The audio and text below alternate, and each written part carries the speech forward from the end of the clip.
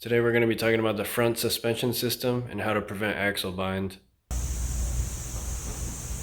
So what is axle bind?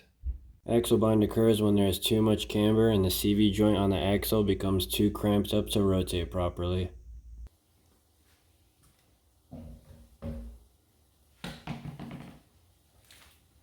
Symptoms of axle bind include vibrating steering wheel, strange noises coming from the axles, resistance when driving or turning, and tendency to stall in first and reverse due to this resistance.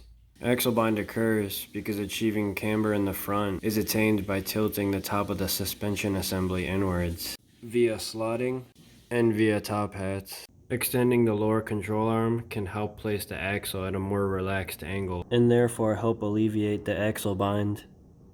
These front lower control arms are from Racer X, but I know some people that like to cut, extend, and weld their OEM lower control arms in order to save money. I also have Racer X tie rod ends in order to make the alignment easier with the extended LCA. So I have a lot of people ask me how much camber they can run before they need to extend the OEM LCA or they need an aftermarket lower control arm. Unfortunately, no two cars are the same, so there isn't a solid answer. Most people's goal is to get as negative as they can on the stock LCA without binding. Some people bind at -8. Some people didn't bind at -10. One of my buddies claims that he didn't bind at -13. My personal opinion is that you can run about -7 degrees if you're static, safely.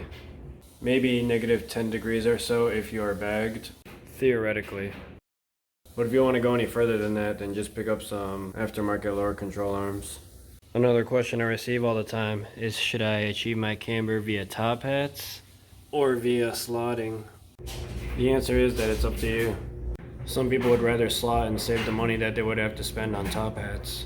Some people would rather spend the money on top hats as opposed to having to cut into their strut lower mounts. Or you can do both and achieve the ultimate big tilts. For those of you that are wondering, these top hats are from Out of System and they are the slant series. They are compatible with a variety of different coilovers as well as air struts. But Broadway Static is currently making a top hat just like this, so you can order it as an option with their coilovers. Here's a standard coilover top hat for reference. I did another video explaining slotting already. Oh yeah, I almost forgot. If you convert to rear-wheel drive, you completely eliminate all risk of binding your front axles. Some people like to do that. I'm actually going to be swapping back to the standard top hats today, because this -20 degrees is a bit too much. If I'm happy with how the standard top hat works out, I might be able to sell these to someone in need.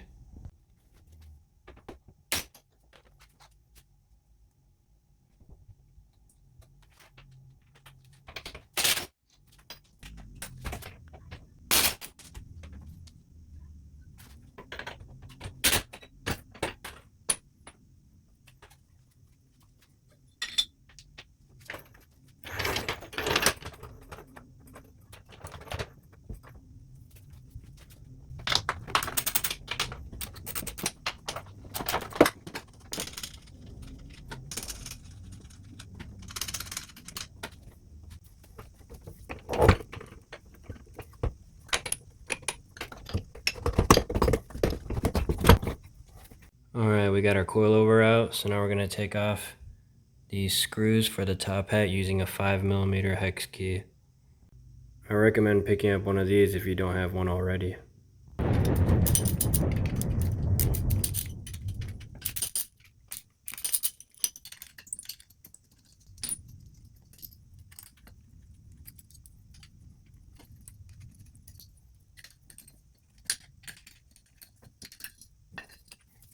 Here's a comparison of a standard and an out-of-system top hat.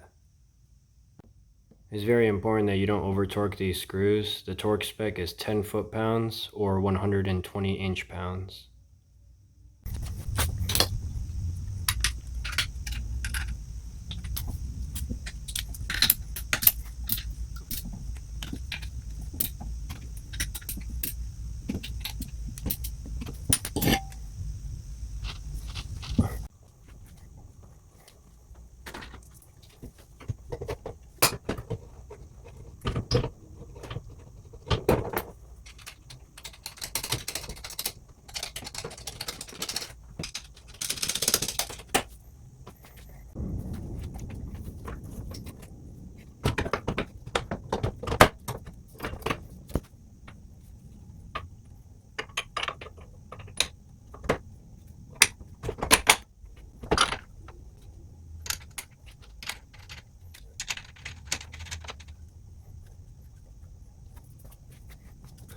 The torque spec for these strut tower nuts is 15 foot-pounds.